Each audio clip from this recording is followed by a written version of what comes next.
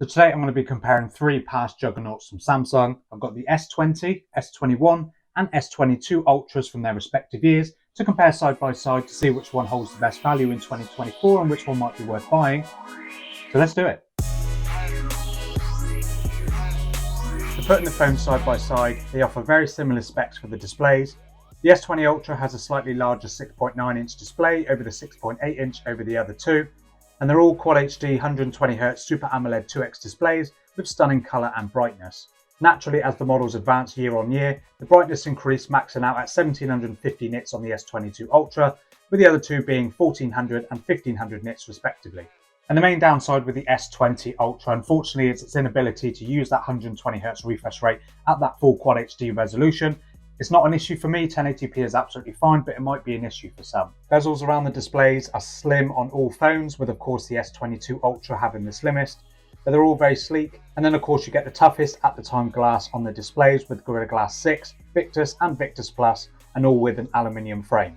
And the displays on both the S21 and S22 Ultra of course have that S Pen support, built in of course on the S22 Ultra, but available separately on the S21 Ultra, and definitely a feature that is lacking on the S20 Ultra.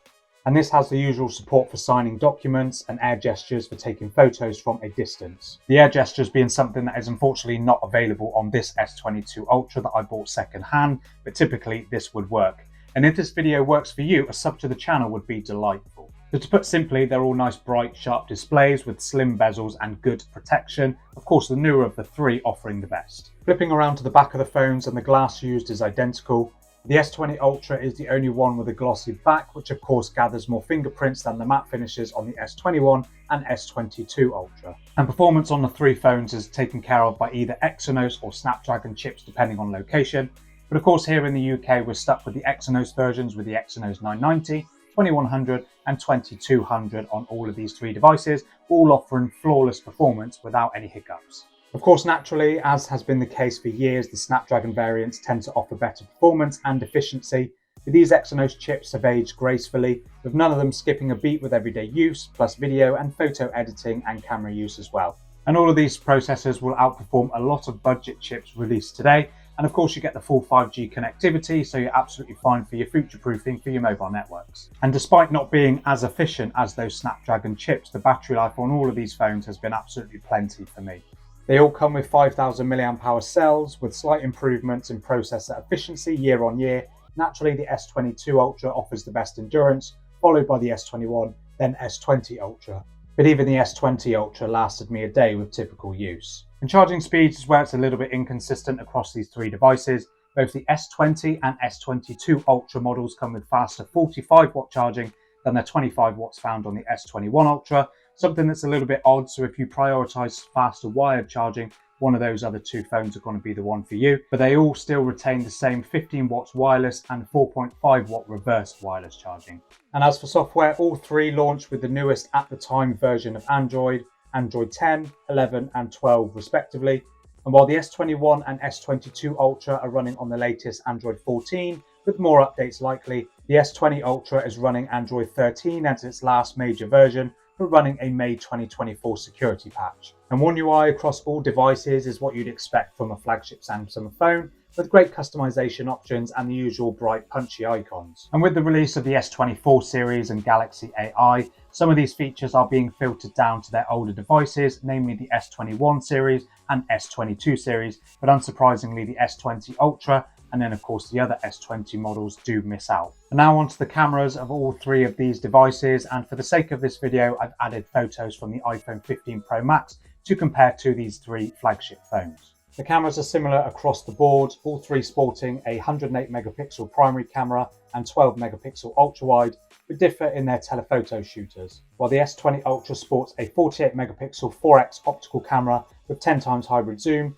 both the S21 and S22 Ultras sport two identical telephoto cameras, a pair of 10 megapixel sensors with 3x and 10x optical zoom abilities, which naturally allow these to punch in closer to subjects without losing detail. And photos from all three phones come out great with plenty of detail and Samsung's usual colour profile. And that same colour science is similar across all focal lengths on all devices, which was to be expected from flagship devices.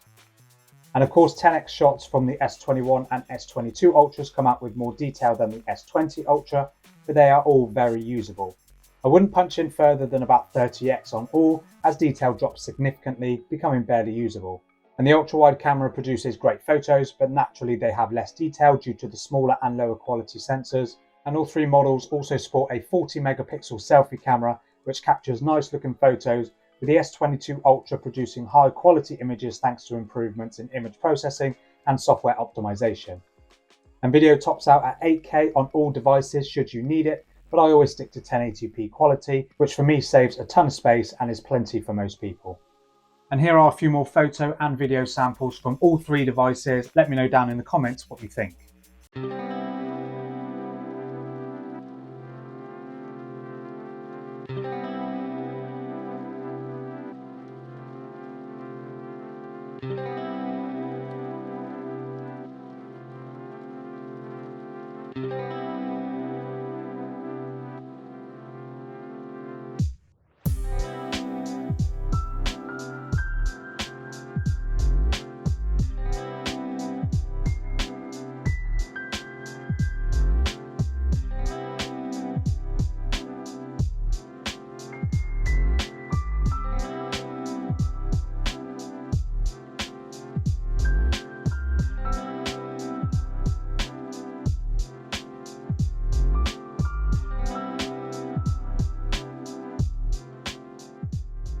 And then you get additional features typical with Samsung Galaxy flagship devices, including an IP68 rating and fast ultrasonic in-display fingerprint scanners. And the S20 Ultra actually supports micro SD card memory expansion for those that actually like that flexibility.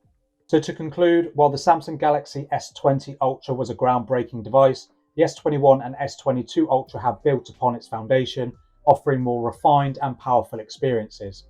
The choice between the S21 and S22 Ultra will depend on your specific needs, such as the importance of S Pen integration, upgraded cameras, performance enhancements, and software support longevity. But if more updated tech is less important to you, the S20 Ultra is still a phenomenal device and one that I've really enjoyed using. But if you're going on price point on eBay, the S20 Ultra and the S21 Ultra in various conditions come out at quite similar prices, which makes the S20 Ultra that harder to recommend.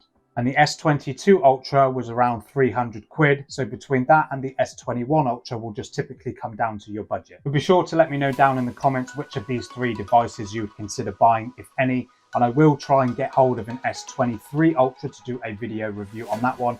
And if you want to check out my individual video reviews on these three devices, check them out on my channel below. And let me know of any other older Galaxy devices you'd like me to take a look at. I have covered quite a few. See you there.